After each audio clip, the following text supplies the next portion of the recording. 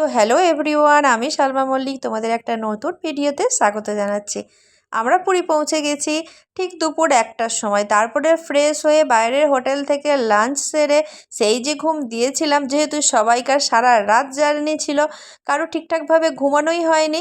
আর এখন সন্ধ্যাবেলায় সবাই মিলে বেরিয়ে পড়েছি সমুদ্রের ধারে একটু চা খেতে খেতে আড্ডা দেবো বলে। আজকে আর এদিক ওদিক কোথাও ঘোরাঘুরি নয়, সমুদ্রের ধারে সবাই মিলে বসে আড্ডা দেবো। যেহেতু সবাই একসঙ্গে হয়েছি, এই সময়টা আর পাওয়া যাবে না, তাই জন্য যার যেখানে বাড়ি সে কোথায় কোথায় চলে যাবে, আর হবেই না। তারপরে অনেকটা মানে সন্ধ্যাটা সমুদ্রের ধারে কাটিয়ে তারপরে আমরা রাত্রে ডিনার সেরে আবারও শুয়ে পড়েছিলাম। ওঠার ইচ্ছে ছিল অনেকটা ভোর ভোর সূর্য ওঠার দেখার জন্য, কিন্তু আমরা উঠতে পারিনি। 7:30 বেজে গিয়েছিল সমুদ্রের ধারে আসতে, তখন সূর্যটা অনেকটাই মাথার উপরে উঠে গিয়েছিল। যাক, আরও তো আছি 2টো দিন, যে কোনো একটা দিন সূর্য ওঠা না হলে দেখেই নেব।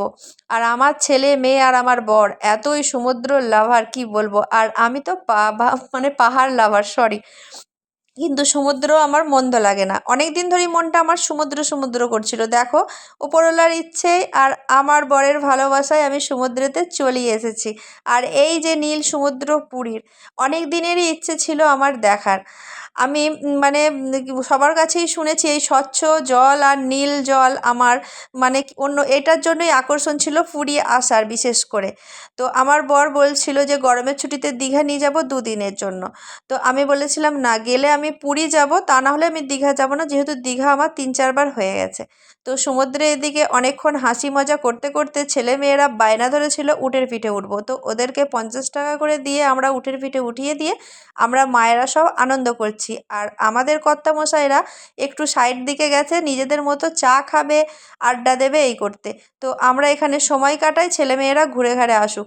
তো আমার যেহেতু ফোন আছে আর আমার বরের, আমার ছেলে মেয়েদের কাছে ফোন নেই, তাই আমার ফোনেতেই ওরা বেশিরভাগ ছবি ভিডিও তোলে। আর এইটুকুই যা ভিডিও আমার ফোনে ছিল, আর নেই। তোমাদের ভালো লাগলে পাশে থাকবে।